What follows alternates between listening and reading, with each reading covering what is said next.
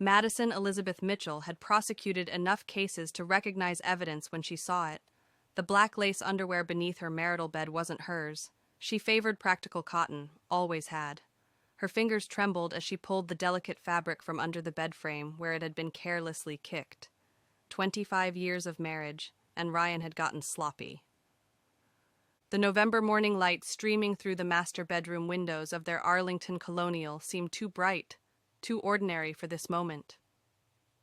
Madison sat back on her heels, the offending garment dangling from her manicured fingers. Her prosecutor's mind was already cataloging. Size small, La Perla label, faint perfume that definitely wasn't her signature Chanel number. 5. Overtime at the bureau, she whispered, Ryan's recent excuse echoing in her mind. The counterterrorism division had supposedly needed him 3 nights last week, 4 the week before. Madison's hazel eyes narrowed as she recalled how he'd cleared his throat before each explanation, his tell since the day they'd met at Georgetown Law's alumni mixer. She stood slowly, her runner's legs steady despite the rage building in her chest. The pearl earrings Ryan had given her for their 20th anniversary caught the light as she turned toward his nightstand. His FBI badge lay there, that gold shield he polished religiously every Sunday. Special Agent Ryan James Mitchell, protector of national security, violator of marital vows. Madison's fingers tapped against her thigh. 3 quick beats, pause, 3 more, her thinking pattern since law school. She'd built airtight cases against drug lords, corporate embezzlers, even a senator. This would be no different. Evidence, motive, opportunity, the holy trinity of prosecution. Moving with deliberate calm, she walked to her dresser and tucked the underwear into her drawer beneath her own lingerie. Evidence secured. Her leather planner lay open on the dresser. November 15th circled in red, their anniversary next month. She'd already made reservations at their favorite restaurant in Georgetown. How quaint. The house felt different now, contaminated. Every surface Ryan had touched seemed to burn with betrayal. Madison descended the stairs to the kitchen, her bare feet silent on the hardwood. The coffee maker gurgled, programmed to start at 9:30 every Saturday, just as Ryan liked it. She stared at the machine, then at the pantry door. Her legal mind shifted into high gear. Ryan's security clearance, top secret with SCI access. Any hint of personal compromise, any vulnerability to blackmail, and he'd lose everything. The FBI's zero-tolerance policy on security breaches had destroyed careers for far less than adultery, but a direct accusation would be messy, public, undignified. Madison opened the pantry and surveyed the neat rows of supplies. Her eyes landed on the flour bag, King Arthur all-purpose, barely used since her failed attempt at homemade pasta last month. A plan crystallized with the clarity that had made her the youngest federal prosecutor in the Eastern District of Virginia. The FBI's bioterrorism protocols were legendary in their thoroughness. One credible tip about white powder in an agent's home would trigger a full response team. Hazmat suits, evacuations, the works. Every neighbor would see.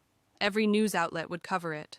Ryan's colleagues would investigate every aspect of his life, looking for connections, vulnerabilities. They'd find the affair within hours. FBI investigators were nothing if not thorough. Madison lifted the flour bag, testing its weight. 5 pounds of perfectly legal, perfectly harmless baking flour. She climbed back upstairs, her movements precise, controlled. In the master bedroom, she surveyed the space with a prosecutor's eye. The dresser top, too obvious. The closet, too hidden. The gap between the bed and nightstand, partially visible, as if hastily concealed. Perfect. She poured a small mound of flour there, then created a thin trail leading toward Ryan's side of the bed. Her hands remained steady as she crafted the scene. Not too much. That would seem planted. Just enough to suggest haste, panic, poor concealment. Back in the kitchen, Madison washed her hands methodically, watching the white residue swirl down the drain. Her phone lay on the counter, the prepaid one she'd bought months ago for emergencies. Ryan didn't know about it. There were many things Ryan didn't know about her preparations for various contingencies. She'd studied the FBI's anonymous tip system extensively during her prosecutor days. The online portal was surprisingly simple, designed to encourage public reporting. IP addresses could be masked easily enough with the VPN she'd installed for reviewing sensitive case files. The tip would need to be specific enough to trigger immediate response, but vague enough to seem genuine. Madison typed carefully, "Agent Ryan Mitchell, Arlington. White powder hidden in bedroom. Overheard phone call about distribution and federal targets. Please investigate immediately." Her finger hovered over the submit button. 25 years. Ryan's Rolex Submariner, the one she'd bought him for his 40th birthday, sat on the kitchen counter where he'd left it last night. He'd come home at 11:30, claiming another late briefing. His throat had cleared twice during his explanation. Jessica would provide the perfect alibi. Her best friend since law school never questioned Madison's occasional need for spontaneous coffee dates. Madison typed a quick text on her regular phone. "Need caffeine and conversation. Meet me at our usual spot in 30? Jessica's response came immediately. "Everything okay?" That nervous laugh emoji doesn't fool me. "Just need my dose of sanity. See you soon." Madison slipped on her running shoes and grabbed her purse. The leather planner went inside, along with both phones. She paused at the door, looking back at the house that had sheltered their marriage, their dreams, their lies. The coffee maker beeped, signaling Ryan's pot was ready. He'd wake soon, shower, come down for his coffee and Washington Post. His Saturday routine, immutable as federal law. She set the anonymous tip to send in 90 minutes, enough time to establish her alibi, not enough for Ryan to leave the house. The FBI's response time for bioterrorism threats averaged 12 minutes in the D.C. area. By 2 o'clock, their quiet Arlington street would be swarming with federal agents. Madison's car, a sensible Lexus sedan, started smoothly. She'd filled the tank yesterday, checked the tire pressure, ensured everything was in perfect working order. A prosecutor always prepared for trial, and this was merely another kind of courtroom. As she drove toward Jessica's favorite coffee shop in Clarendon, Madison's fingers found their rhythm on the steering wheel. Tap, tap, tap, pause. The morning traffic was light, typical for a Saturday. Normal people doing normal things, unaware that Madison Mitchell was executing the kind of justice the law couldn't provide. Her phone buzzed. Ryan, finally awake. "Morning, honey. Coffee's perfect. Working on some files today. Home for dinner?" Madison voice texted back, keeping her tone light. "At coffee with Jessica. Yes to dinner. Love you." The lie came easily. 25 years of I do and I will and I promise. What was one more? She'd learned from the best, after all. Ryan had taught her that words were just evidence to be manufactured, that truth was negotiable, that trust was for amateurs. The coffee shop appeared ahead, Jessica's BMW already in the parking lot. Madison checked the time. 10:20. The tip would send at 11. By noon, she'd express appropriate shock at Jessica's table. By 2, she'd rush home to find their street cordoned off, their house wrapped in yellow tape, Ryan's career imploding in real time. She parked carefully, centering the Lexus between the lines. Her reflection in the rearview mirror showed a woman in complete control.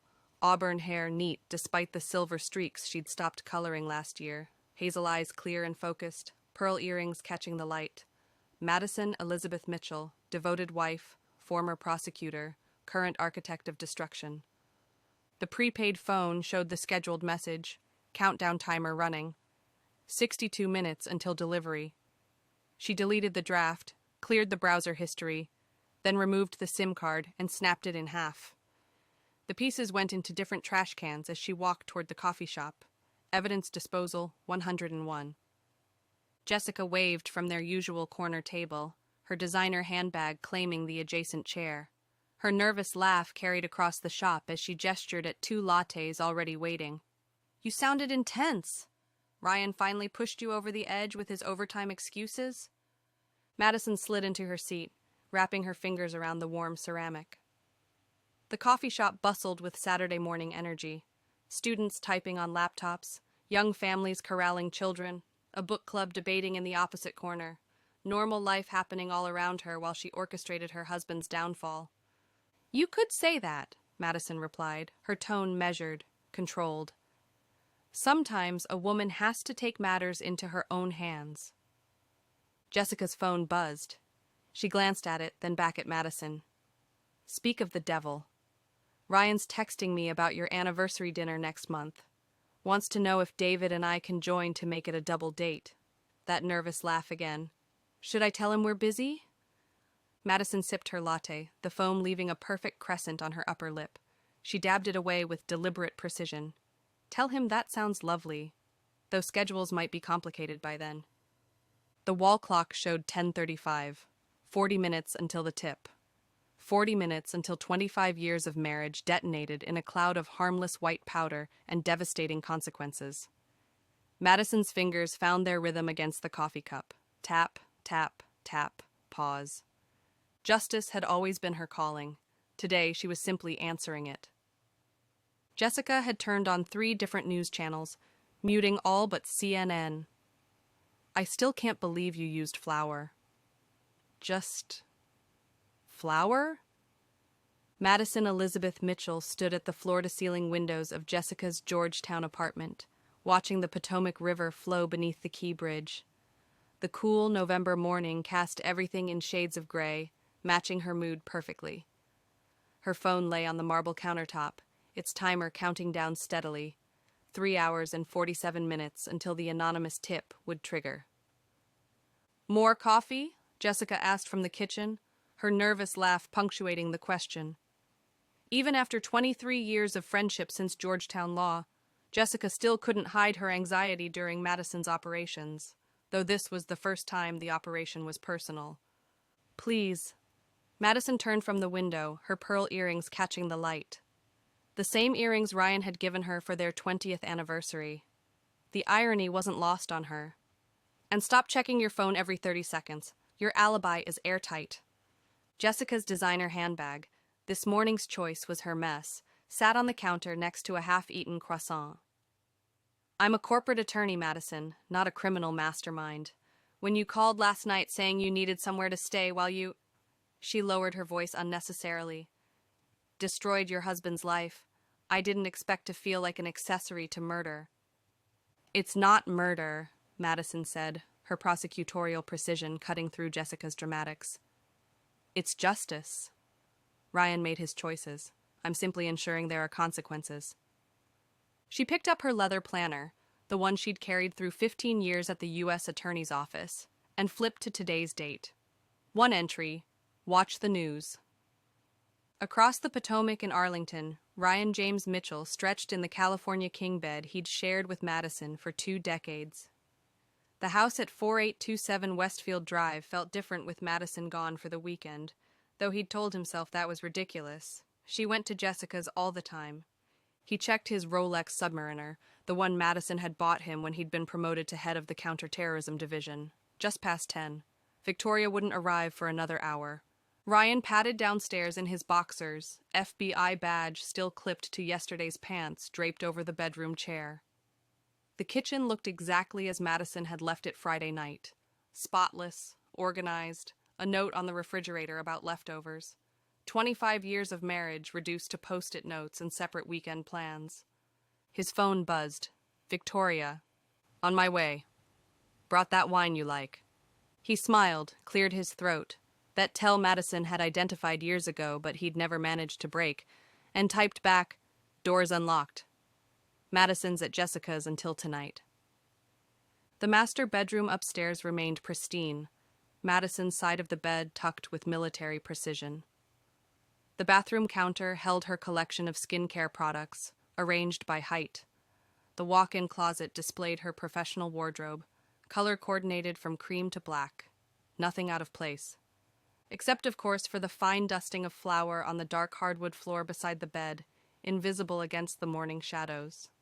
T-minus 60 minutes, Madison announced, her voice carrying the same measured tone she'd used to deliver closing arguments. She'd changed into running gear, maintaining appearances even now, her auburn hair with its silver streaks pulled back in a ponytail. Jessica had turned on 3 different news channels, muting all but CNN. I still can't believe you used flour. Just Flour? Madison Elizabeth Mitchell stood at her kitchen window, watching the news vans that still lingered outside their Arlington home 2 days after the FBI raid. The coffee in her hand had gone cold, but she barely noticed. Her phone buzzed constantly, reporters, friends, colleagues, but she ignored them all. She was waiting. The morning news cycle had been particularly brutal. Ryan's suspension from the FBI was now official, splashed across every major outlet. Victoria Chen's security clearance had been revoked pending investigation. The footage of Ryan in handcuffs, flour dusting his dark suit, had become a viral sensation.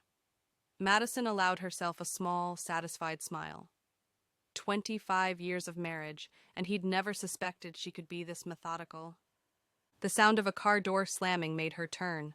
Through the window, she saw Ryan climbing out of an Uber, his usually confident stride replaced with something defeated. No FBI-issued vehicle anymore. His Rolex caught the weak November sunlight as he reached for his house keys. At least they'd let him keep that. Madison moved to the living room, settling into the leather armchair that had always been hers. She'd positioned it perfectly, facing the door, afternoon light behind her, the coffee table between them loaded with carefully arranged documents. Every detail planned, just as she'd planned everything else. The front door opened slowly. Ryan entered, and Madison cataloged the changes 2 days in FBI custody had wrought. His suit was wrinkled, his face unshaven, dark circles under his eyes. He froze when he saw her, clearing his throat, that tell she knew so well. Madison, his voice was hoarse. Ryan. She kept her tone neutral, professional, the prosecutor addressing a defendant. He stepped forward, then noticed the documents on the table. Financial statements, phone records, hotel receipts. His face went pale. "How long have you known?" he asked, sinking into the opposite chair. "About Victoria? Or about the money?" Ryan's head snapped up. "What money?" Madison tapped her fingers on the armchair, her thinking gesture, one he'd seen 1,000 times during her prosecutor days. "The deposits into your personal account. 20,000 here, 30,000 there, all from shell companies linked to Victoria's defense contracts." "That's not... I can explain..." "Can you?" Madison lifted a bank statement, her hazel eyes cold. "Because from where I'm sitting, it looks like the head of a counterterrorism unit was taking kickbacks from a defense contractor he was sleeping with. The FBI's forensic accountants will find it fascinating." Ryan stood abruptly, pacing to the window. "You called them. You set up that whole raid." "I made an anonymous tip about suspicious activity at our address." Madison's voice remained steady. "The flour was just to ensure you'd be... memorable. The black lace underwear I found last month gave me the timeline.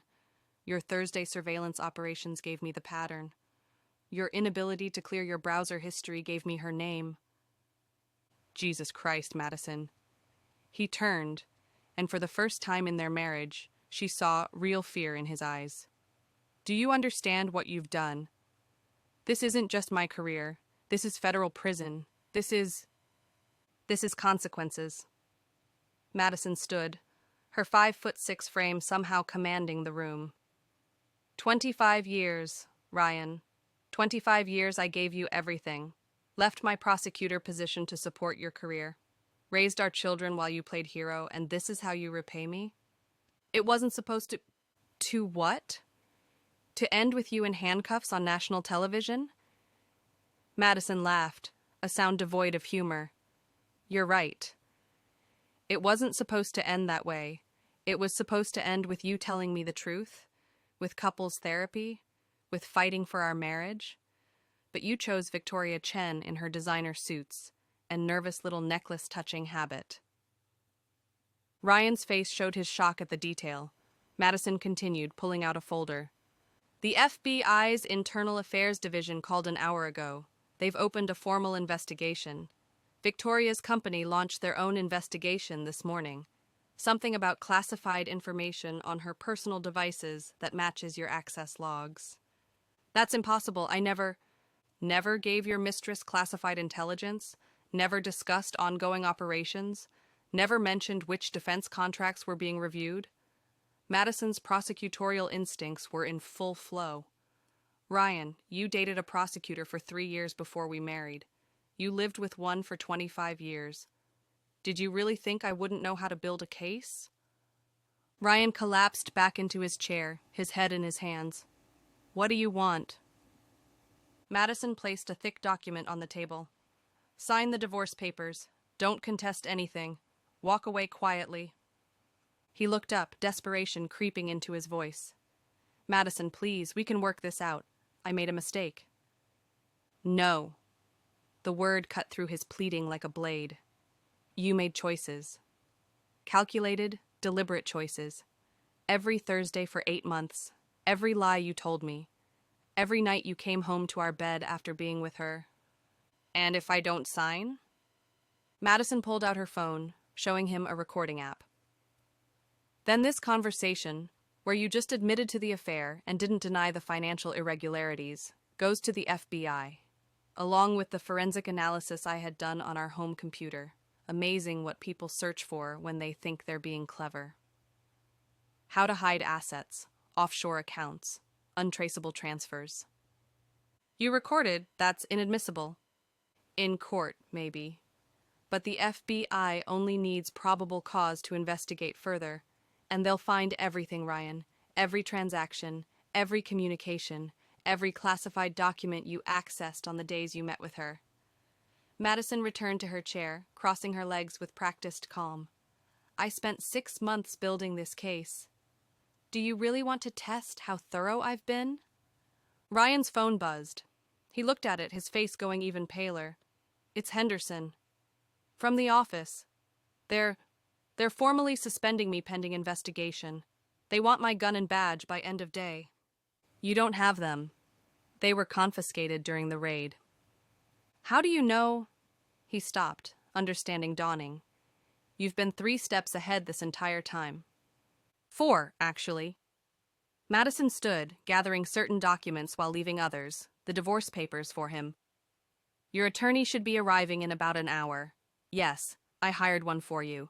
Patricia Brennan. She's excellent with federal cases and divorce proceedings. You'll need both.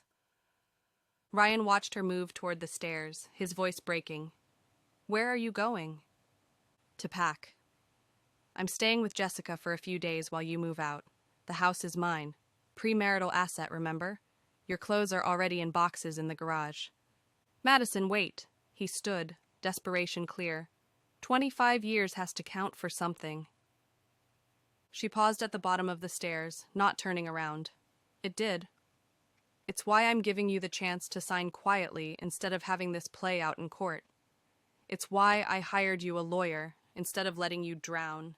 It's why I'm walking away instead of watching while everything burns. This is revenge. Now she did turn, and Ryan stepped back at the ice in her hazel eyes. No, Ryan.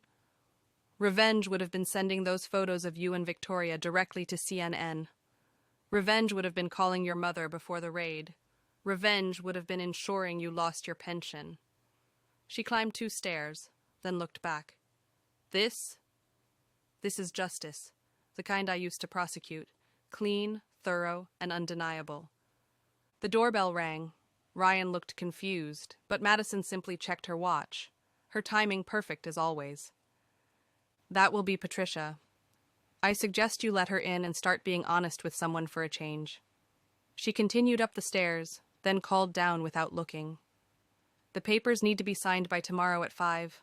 After that, my cooperation ends, and the FBI gets everything. Ryan stood in their living room, his former living room, listening to her footsteps above, the sound of drawers opening and closing.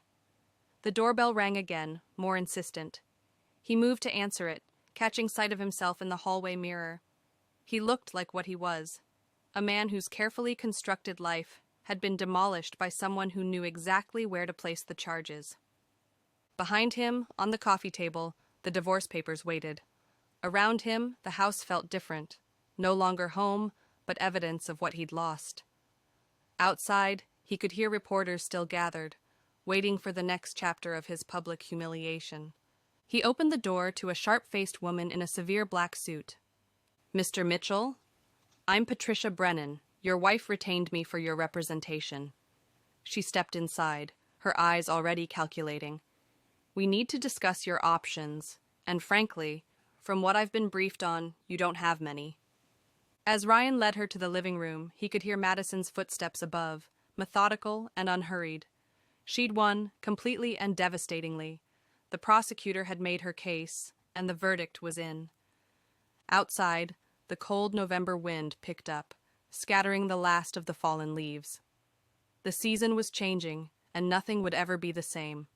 Madison appeared at the top of the stairs with a single suitcase, her pearl earrings catching the light, the same ones she'd worn to court during her biggest cases. She descended with grace, passing Ryan and Patricia without a word, her heels clicking on the hardwood with metronomic precision. At the door, she paused. Patricia, he clears his throat when he's about to lie. You'll want to watch for that. Then she was gone, leaving Ryan with his new attorney and the wreckage of his life. The papers on the table fluttered in the draft from the door, waiting for his signature, waiting for his surrender. Patricia Brennan opened her briefcase, all business. Mr. Mitchell, I've reviewed the preliminary charges. We need to discuss a strategy that minimizes your criminal exposure while managing the divorce proceedings. Your wife has been remarkably thorough. Ryan sank into his chair, staring at the divorce papers, understanding finally that Madison hadn't just ended their marriage, she'd executed a flawless prosecution. And like all the defendants he'd seen her destroy in court years ago, he never stood a chance. Chapter 4. The Unraveling. The law offices of Stern and Associates occupied the top floor of a glass tower overlooking downtown, far from the suburban tranquility of Westfield Drive. Madison Elizabeth Mitchell sat across from David Allen Stern, her divorce attorney, watching him review the latest documents through his wire-rimmed glasses. The Mont Blanc pen in his hand moved with practiced precision across the pages. The federal investigation has accelerated, David said, his subtle Boston accent lending gravity to each word. My contact at the bureau tells me they found classified materials on Ryan's personal devices. Madison's fingers found their familiar rhythm, tapping against the leather planner in her lap. Her pearl earrings caught the light as she nodded. Espionage charges? Possible, maybe probable. David set down his pen. Madison, your cooperation with the FBI has been noted. The whistleblower protections we secured are ironclad. She had worn her best suit today, charcoal gray, impeccably tailored. Not for David, but for herself. Each morning since that Tuesday confrontation a week ago, she'd dressed as if preparing for court. Old habits from her federal prosecutor days, when precision in appearance matched precision in argument. Ryan knows about the classified materials? His lawyer was informed yesterday, speaking of which. David slid a folder across the mahogany desk. He's agreed to our terms. Everything. Madison opened the folder, her hazel eyes scanning the provisions. The house, the retirement accounts, even his precious Rolex Submariner, all would transfer to her. 25 years of marriage dissolving into numbered paragraphs and subsections. Her phone vibrated. Sarah's name appeared on the screen. I should take this, Madison said. My daughter. David nodded, rising. I'll give you privacy. Hi, sweetheart, Madison answered, her legal tone softening to maternal warmth. Mom, I wanted to check about Thanksgiving. Sarah's voice carried the confidence of her 23 years, tempered with concern. I can come home, or if you'd rather... Come home, Madison said quickly. Please, I'm cooking. Dad won't be there? The question hung between them, weighted with everything Sarah had learned in the past week. Georgetown University's law library had probably provided refuge as she processed her father's betrayal. No, your father won't be there. Good. The firmness in Sarah's voice surprised them both. Dad made his choice, Mom. He chose her, chose whatever he was doing with those classified files. He doesn't get to pretend we're still a family. Madison closed her eyes, feeling the fierce pride and deep sorrow that came with hearing her daughter's strength. When did you become so wise? I learned from the best prosecutor in the federal system. A pause. Former prosecutor, current badass. Despite everything, Madison laughed. Language, Sarah. Mom, after what Dad did, I think we're allowed a few strong words. The FBI agents arrived at 2:30, their sedan unmarked but obvious in the way government vehicles always were. Madison had been expecting them. Agent Patricia Morse and Agent Timothy Chen, she'd looked them up after they'd called to schedule the interview. They sat in her living room, the same room where she'd confronted Ryan a week ago. The flower she'd used to mark Victoria Chen's shoes had long since been vacuumed away, but Madison could still see its ghost patterns on the hardwood. Mrs. Mitchell, Agent Morse began, her tone professional but not unkind. We appreciate your continued cooperation. I was a federal prosecutor for 15 years, Madison replied, her voice steady. I know how this works. Agent Chen opened his tablet. You mentioned patterns you noticed. Financial irregularities? Madison retrieved a leather portfolio from the side table. I started documenting things 6 months ago. Small discrepancies at first. Purchases that didn't match our income. Meetings he claimed were FBI business that weren't on his official calendar. She handed over the portfolio. Bank statements, credit card records, phone bills, all legally obtained, their joint accounts. Agent Morse's eyebrows rose as she flipped through the pages. This is thorough. I was building a divorce case, Madison said simply.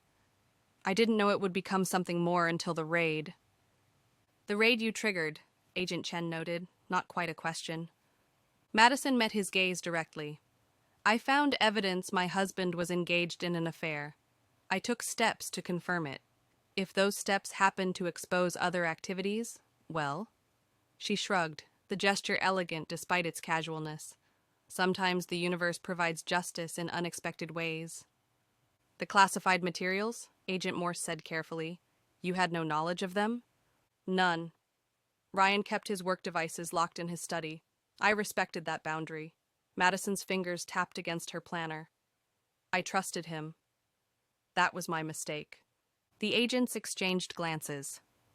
Your cooperation has been invaluable, Mrs. Mitchell. The Bureau wants you to know that your whistleblower status is protected. No investigation into your actions will proceed. Thank you. Madison stood, signaling the interview's end. Agents, will the charges be filed before or after the holiday? After, Agent Morse said. No one wants that headline on Thanksgiving. Ryan arrived at 4, just as the agent's sedan pulled away. Madison watched through the window as he sat in his car.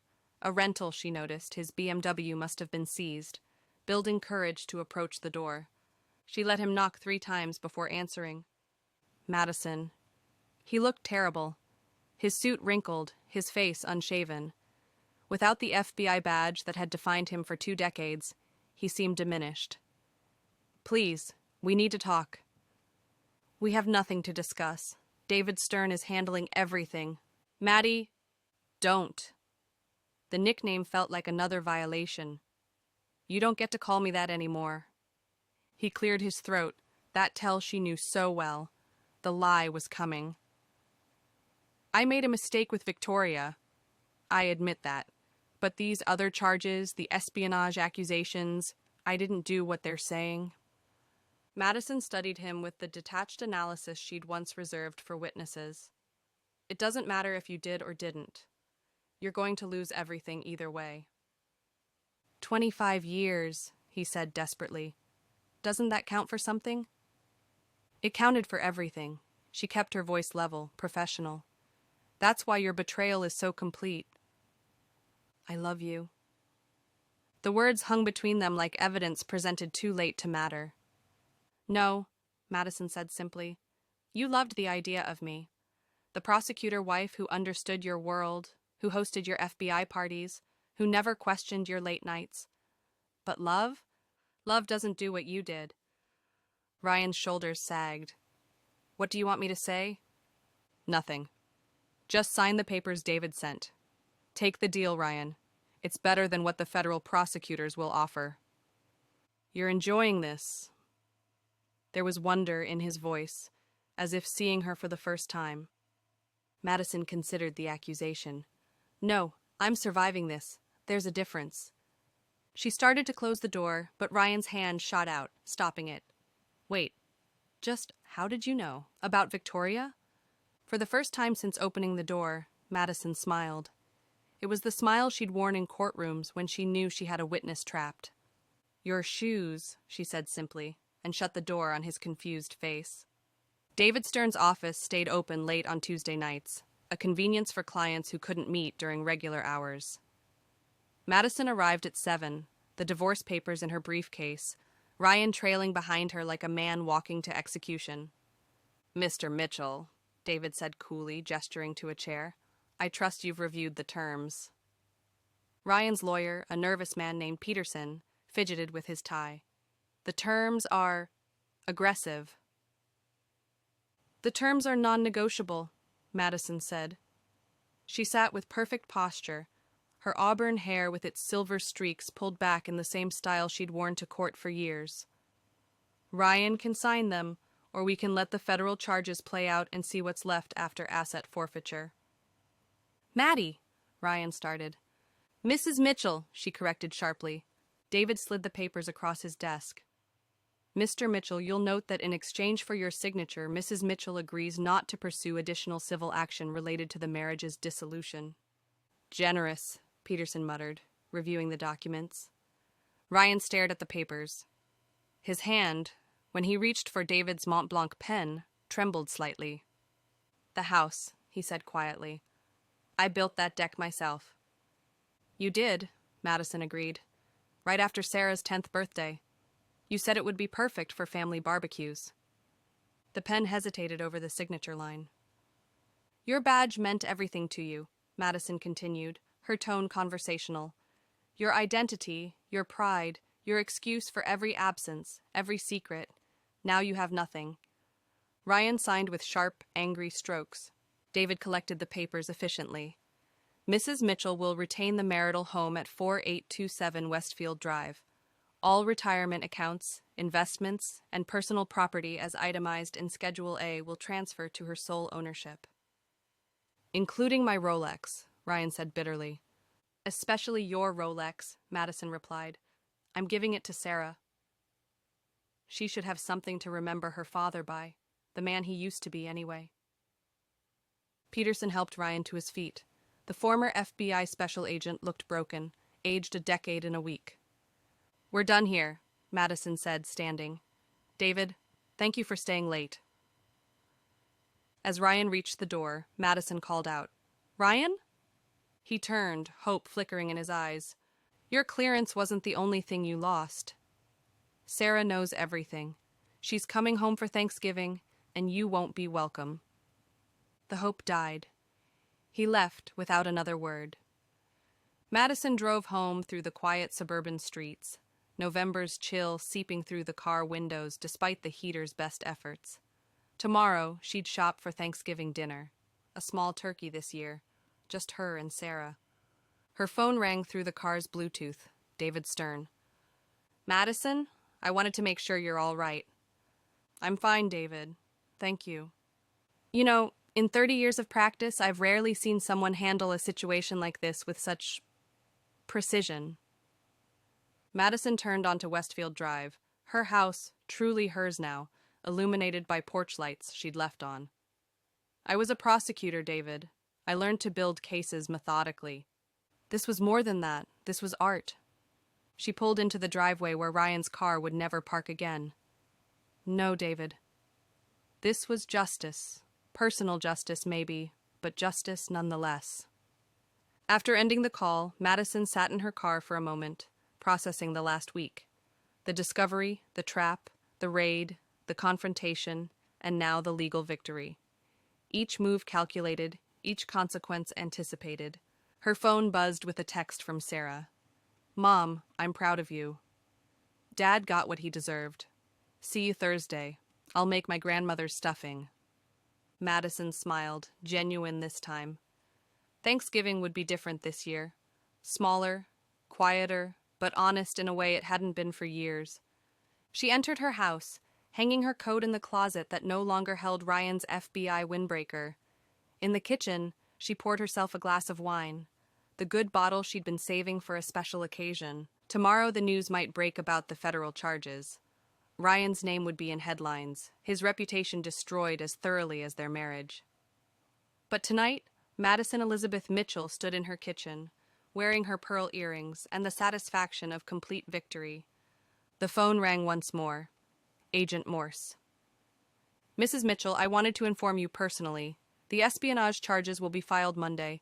Your ex-husband should prepare for arrest. Thank you for the courtesy, Agent Morse. Mrs. Mitchell? Off the record. We've seen the evidence you compiled. Have you ever considered returning to prosecution? The Bureau could use someone with your skills. Madison looked around her kitchen, imagined Sarah coming home in 2 days, thought about the life she was rebuilding. Ask me after the new year, Agent Morse. Right now, I have a Thanksgiving to plan. She ended the call and raised her wine glass to the empty room. To justice, she said quietly. However it comes. Outside, November wind rattled the windows, carrying the promise of winter. But inside Madison's house, her house alone now, warmth remained. Tomorrow would bring new challenges, she knew. The arrest, the headlines, the long legal proceedings ahead. But tonight was for victory, earned through patience, intelligence, and the kind of careful planning that had made her one of the best prosecutors in the federal system. Ryan had thought he was the investigator in the family. He'd been wrong about that, too. The Georgetown townhouse smelled like fresh paint and possibility. Madison Elizabeth Mitchell stood in her sun-drenched living room, sealing the last cardboard box from the Arlington house she'd called home for 25 years. 6 months had passed since that November day when her world imploded and rebuilt itself, stronger than before. Her pearl earrings caught the morning light as she labeled the box. Old life, donate. Inside were remnants of a marriage that had been more performance than partnership. The wedding china they'd used twice. The anniversary gifts that felt hollow even then. She'd already sold her wedding ring. The money went to a women's shelter, which felt poetically appropriate. The leather planner on her kitchen counter was new, burgundy instead of black, its pages filled with possibilities rather than obligations. Georgetown University's crest embossed the cover, a gift from the dean when she'd accepted the visiting professor position. Constitutional law and prosecutorial ethics would start this fall, from hunting criminals to teaching the next generation how to do it right. Her phone buzzed. Sarah's face appeared on the screen, bright and smiling in her graduation cap from last week's ceremony. Turn on Channel 7, Mom. Now. Madison found the remote, and there it was. Ryan James Mitchell, former FBI special agent, being led away in handcuffs. The federal courthouse steps she knew so well. The perp walk she'd witnessed countless times, but never imagined would feature her ex-husband. 5 years federal prison for espionage and conspiracy, the reporter announced. Mitchell was convicted of selling classified information to foreign nationals through his relationship with Victoria Chen, who remains at large, after fleeing to a non-extradition country. Mitchell has lost his pension, his benefits, and faces additional civil penalties. Madison muted the television. She didn't need to hear the details. She'd provided half of them to prosecutors. The flower trap that had seemed so desperate 6 months ago had triggered an investigation that revealed years of small betrayals that added up to treason. Ryan hadn't just betrayed her, he'd betrayed his country. The doorbell chimed. Sarah stood on the stoop, overnight bag in hand, looking so much like Madison had at 23, all determination and hope. You look 10 years younger, Mom, Sarah said, setting down her bag to embrace her mother, like you're finally breathing again. They settled in the kitchen, where boxes of specialty tea replaced Ryan's bourbon collection. Madison poured them both Earl Grey in delicate cups she'd bought just because she liked them. David Stern called yesterday, Madison said, tapping her fingers on the marble counter, a habit she'd stopped hiding. Everything's finalized. The whistleblower compensation came through. Between that and the asset division, I'm comfortable. Comfortable? Sarah laughed. Mom, you took him for everything. Even his precious Rolex ended up in your column. I earned it, Madison said simply. 25 years of supporting his career while mine withered. 25 years of being the perfect FBI wife while he shared classified pillow talk with his mistress. Sarah reached across the counter, squeezing her mother's hand. Have you decided about the judgeship? Teaching first, Madison said. I want to remember why I loved the law before I sit behind a bench. Besides, Georgetown's offer is too good to refuse. Full professor track if I want it. Her phone buzzed. David Stern's name appeared. Madison, just wanted to confirm our final meeting is canceled. Nothing left to discuss. You got everything. Absolute victory. You played this perfectly. She deleted the message. Perfect was the wrong word. Necessary was better. She'd done what was necessary to reclaim her life from a man who'd stolen her best years while living a double existence. Another buzz. Jessica this time. Saw the news. Celebration dinner tonight. That new place in DuPont Circle. My treat. Madison smiled, typing back, Yes. Sarah was exploring the townhouse, her voice carrying from the second floor. Mom, this office is incredible. You can see the cathedral from here. Madison climbed the stairs to find her daughter spinning in the desk chair, afternoon light streaming through tall windows. The built-in bookshelves waited for her law books, currently in storage but soon to be displayed again. I'm thinking of writing a book, Madison said, surprising herself with the admission, about prosecutorial ethics, about how the system protects itself, about what happens when the guardians need guarding. Will you write about Dad? No names, Madison said. But the lessons? Yes. Every young prosecutor should know that sometimes the enemy isn't across the courtroom. Sometimes he's across the breakfast table. They ordered Thai food as evening approached, sitting on the floor of the living room like college roommates. Sarah talked about her new job at the public defender's office, how she wanted to be the kind of lawyer her mother had been before sacrifice became surrender. You know what the strangest part is? Madison said, twirling Pad CU on her fork. I don't miss him. I thought I would, even after everything. But I just feel light. That's not strange, Mom. That's freedom. As Sarah slept in the guest room, her room now, whenever she wanted it, Madison stood on her small balcony overlooking tree-lined streets. The cherry blossoms had peaked weeks ago, but a few pink petals still clung to branches, stubborn and beautiful. Her phone showed one last message, this one from an unknown number. She almost deleted it, then recognized the area code. Quantico.